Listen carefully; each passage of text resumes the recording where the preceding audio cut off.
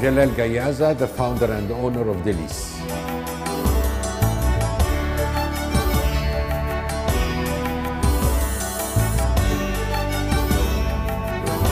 The name of the company is Delice, coming from delicious in French. And then I did set up the company 10 years ago in 2004.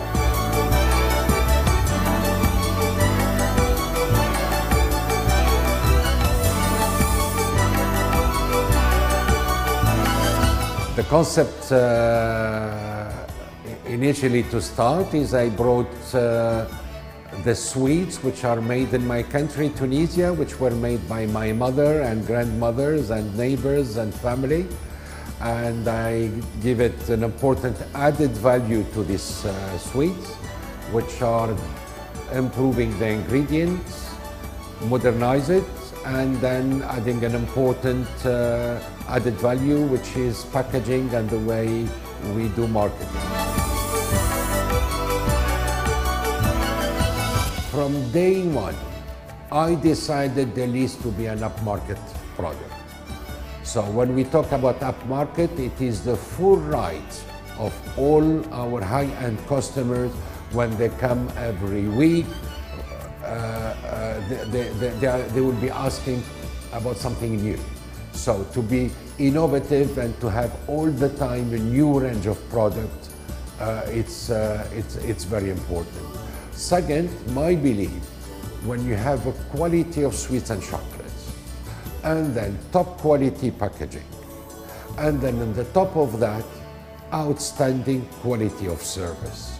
And this is the expectations. Those are the expectations of any high-end consumer when they want something, when in 5 minutes they spend 15, 20,000 US dollars in some chocolate, it is their full right to say, I want my delivery to be done today.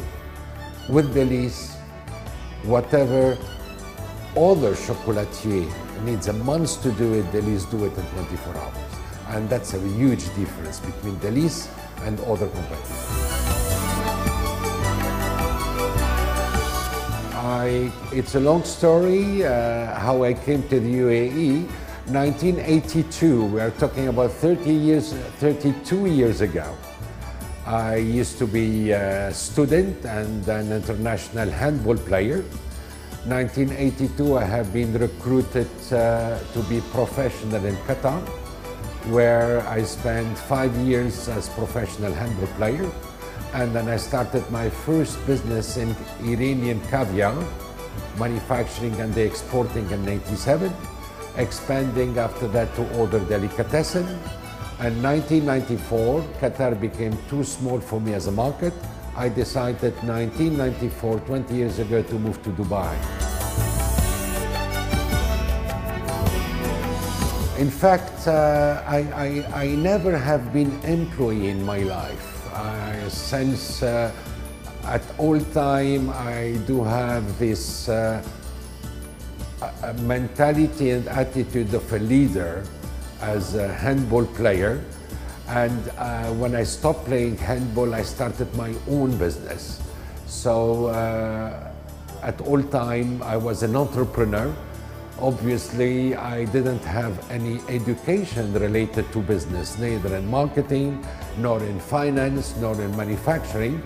And that's why it takes me time to learn about business. Certainly a lot of up and downs. At the end of the day, whatever I learned in previous experience, I did put it in Delice 10 years ago, and apparently it worked and it became a success story. It's very difficult to talk about business plan when we don't have any capital in hands. In fact, the business I used to have in FMCG with multinationals before Delice was not going very well, so I had no other choice 10 years ago to have this idea to start Delice. So purely and simply, I went to the bank and I borrowed 100,000 dirhams to start. Delice today is over $10 million turnover. In my opinion, successful business, to be successful, a new business to be successful, we have to come with something new. We have to find out which gaps are in the market, and then we try to accommodate our concept according to the demand. So I saw a great potential initially for the Tunisian sweets. I noticed as well there are big brands, international brands of chocolates, for example, available, but the packaging, it's lacking. And that's how my forecast was in the right place. As my first business was in the most expensive food in the world, which is Iranian caviar, so the sense of luxury items and luxury food, I got used to it from the beginning of the business 25 years ago. In addition to all what I learned from the multinationals which I was representing, such as Barilla Pasta, #1 pasta in the world, my own brand of olive oil, which used to be called Najla, Sweet and Low, the worldwide leader as a sugar substitute.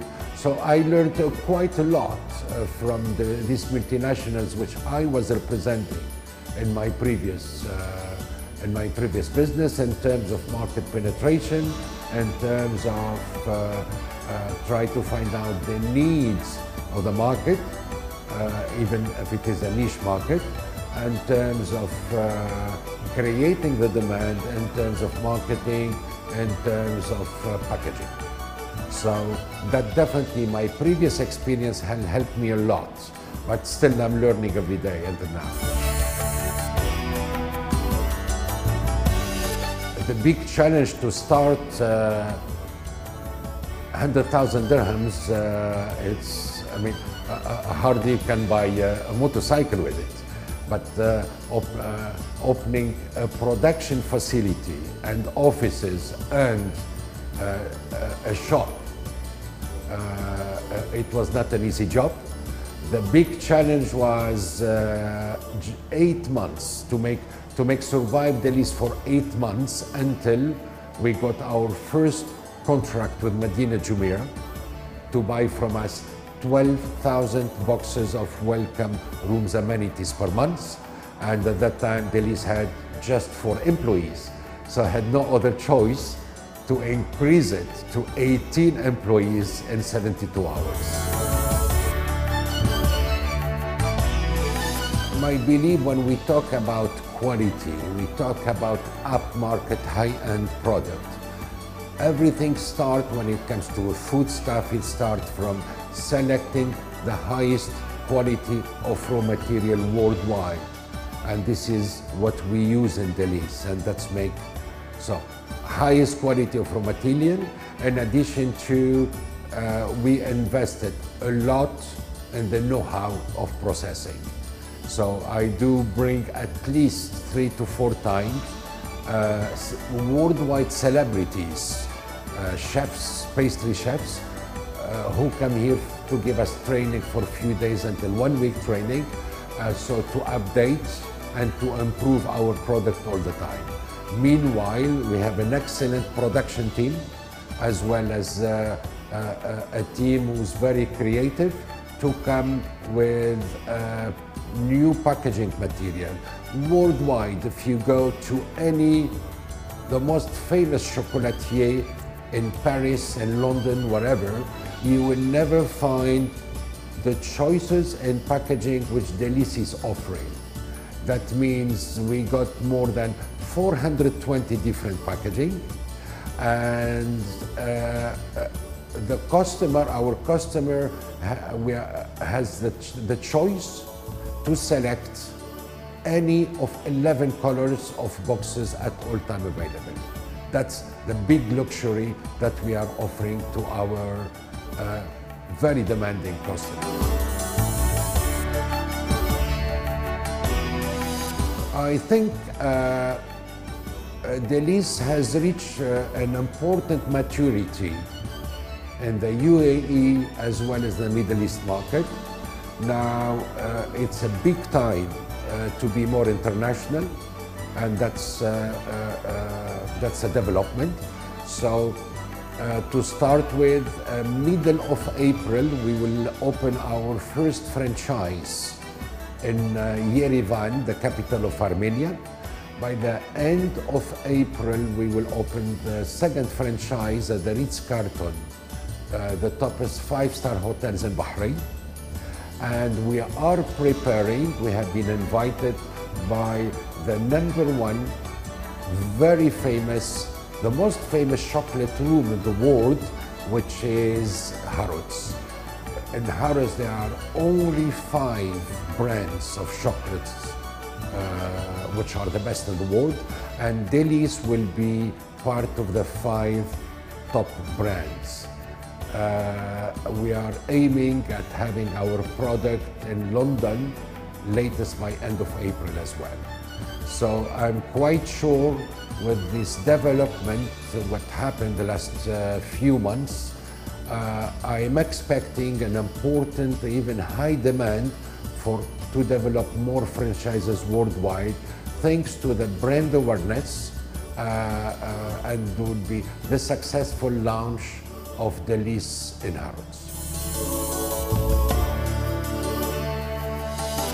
My biggest advice, it's a good question, to start with in an incredible city like Dubai.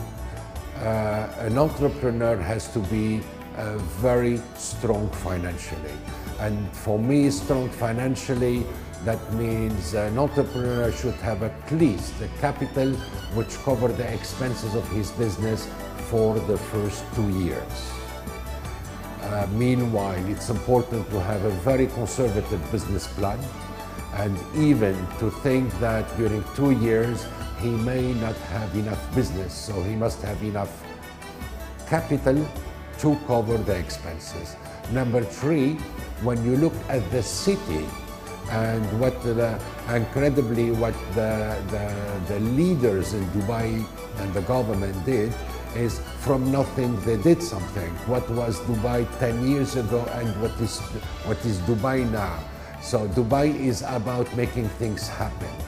So somebody came, an entrepreneur coming with new ideas. It has to be innovative, it has to be something unique, and the person has to work hard, very hard at the beginning. For the first 6 years of Delice, my average working hours were from 8 o'clock in the morning till midnight, 7 days a week.